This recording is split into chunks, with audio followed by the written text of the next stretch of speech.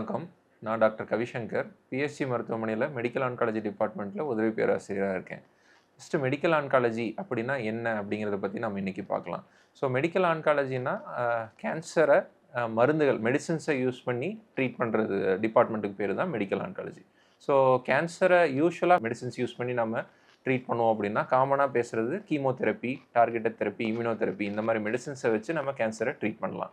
இப்போ இந்த மருந்துகள் கீமோதெரப்பி, இம்யூனோதெரப்பி போன்ற மருந்துகளை வச்சு சில புற்றுநோய்களை முழுமையாக குணப்படுத்த முடியும். ஆப்ரேஷன் தேவைப்படாமல் கதிர்வீச்சு சிகிச்சை இது இல்லாமையும் முழுசாக குணப்படுத்த முடியும்.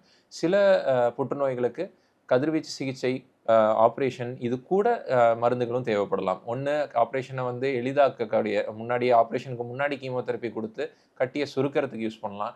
இல்லை ஆப்ரேஷன் பண்ணதுக்கப்புறம் கட்டி திரும்ப வரக்கூடிய வாய்ப்புகளை கம்மி பண்ணுறதுக்கும் கீமோதெரப்பி நம்ம கொடுக்கலாம். ஸோ இந்த மாதிரி நிறையா வகையில் கீமோதெரப்பி நம்ம யூஸ் பண்ணலாம். முதல்ல கீமோதெரப்பினா என்ன அப்படின்னு நம்ம தெரிஞ்சுக்க வேண்டியது அவசியம். கீமோதெரப்பினாலே ஒரு பெரிய ஒரு மித்து ஒன்று இருக்குது. கீமோதெரப்பினா வலிக்கும், கீமோதெரப்பினாலே முடி கொட்டும், கஷ்டப்படுவாங்க பேஷண்ட் அப்படிங்கிற மாதிரி ஒரு ஜென்ரல் மித்து நம்ம பாப்புலேஷனில் இருக்குது. பட் அப்படிலாம் கிடையாது. கீமோதெரப்பிங்கிறது ஒரு மருந்து கிடையாது. தெர் ஆர் மல்டிபிள் நிறையா மருந்துகள் இருக்குது. அது எல்லாத்துக்கும் சேர்ந்து ஒரு கலெக்ஷன் தான் நம்ம கீமோதெரப்பின்னு சொல்கிறோம்.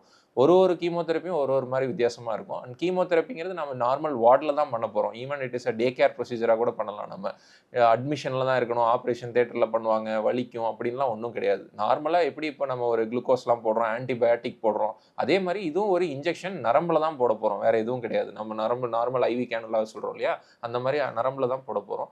வலிலாம் எதுவும் இருக்காது.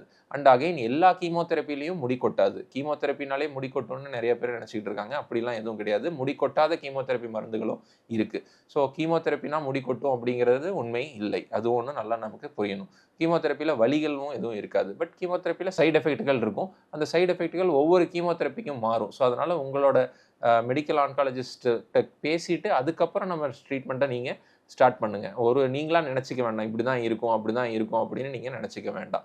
ஸோ வலி இல்லாத கீமோதெரப்பி மருந்துகள் இருக்குது. சம் டேப்லெட் ஃபார்ம் ஆஃப் கீமோதெரப்பியும் இருக்குது. அந்த மருந்துகள்லாம் வெறும் நார்மலாக ஒரு மாத்திரை, சுகர் மாத்திரை போடுற மாதிரி ஒரு கீமோதெரப்பி மாத்திரை மட்டும் போட்டுட்டு இருந்தாலே போதும். பெரிய தொந்தரவுகள் எதுவுமே இருக்காது. இதையும் நம்ம தெரிஞ்சுக்க வேண்டியது அவசியம். இன்னொன்று கீமோதெரப்பியில் அட்வான்ஸ்டு ட்ரீட்மெண்ட் மெடிசின்ஸ் இப்போ எவ்வளவோ நம்ம சயின்டிஃபிக் அட்வான்ஸ்மெண்ட்டில் கீமோதெரப்பியில் நிறைய அட்வான்ஸ்மெண்ட்ஸ் நடந்துட்டு இருக்கு. அதில் நிறைய முக்கியமாக சொல்லக்கூடிய 2 விஷயங்கள், ஒன்று டார்கெட்டட் தெரப்பி, இன்னொன்று இம்யூனோதெரப்பி. டார்கெட்டட் தெரப்பி அப்படின்னா என்னன்னா பேர்லயே இருக்கு. டார்கெட்டட் தெரப்பினா என்னன்னா it targets only the cancer cells.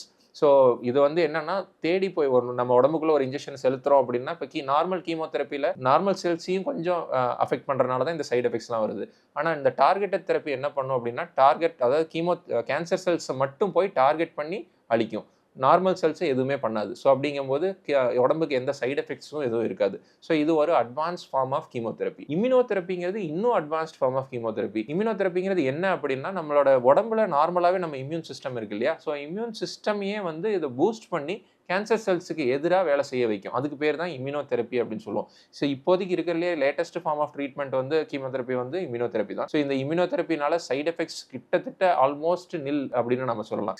Side எஃபெக்ட்ஸே இல்லாமல் பேஷண்ட்ஸுக்கு நம்ம ட்ரீட்மெண்ட் பண்ண முடியும். கேன்சரை நம்ம அழிக்கிறதுக்கு, கேன்சருக்கு ட்ரீட் பண்ணுறதுக்கும் வாய்ப்புகள் நிறைய இருக்குது. ஸோ பேசிக்காக இம்யூனோதெரப்பி என்ன பண்ணணும்னா நம்ம உடம்புல இருக்க இந்த இம்யூன் செல்ஸ், லிம்போசைட்ஸ், டி லிம்போசைட்ஸ்னு சொல்லுவோம் இல்லையா, அந்த இம்யூன் செல்ஸை பூஸ்ட் பண்ணி அந்த செல்ஸ் போய் கேன்சரை அழிக்க வைக்கும். நார்மலாக வேற ஒரு கெமிக்கல்ஸ் அந்த மாதிரி யூஸ் பண்ணாமல் நார்மல் நம்ம செல்லையே வந்து ஒரு பூஸ்ட் பண்ணி போய் அழிக்க வைக்கிறது தான் இம்யூனோதெரப்பி. என்ன ஒரு டவுட்டாக இருந்தாலும் உங்களோட புற்றுநோய் சிகிச்சை நிபுணரை அணுகுங்க, அவங்கள்ட்ட பேசுங்க. அவங்களுக்கு தெரியறத விட மற்றவங்களுக்கு தெரிஞ்சிட போகுது. ஸோ அதனால கண்டிப்பாக பேசி கிளாரிஃபை பண்ணிக்கோங்க. அண்ட் டெஃபினட்டாக நம்ம ட்ரீட்மெண்ட்ஸ்னால பெரிய தொந்தரவுகள் எதுவும் இருக்காது. நமக்கு பெனிஃபிட்ஸ் தான் அதிகமாக இருக்கும். அதை நீங்கள் புரிஞ்சுக்கோங்க.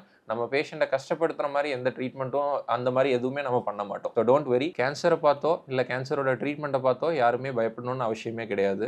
Together we can conquer cancer. Thank you.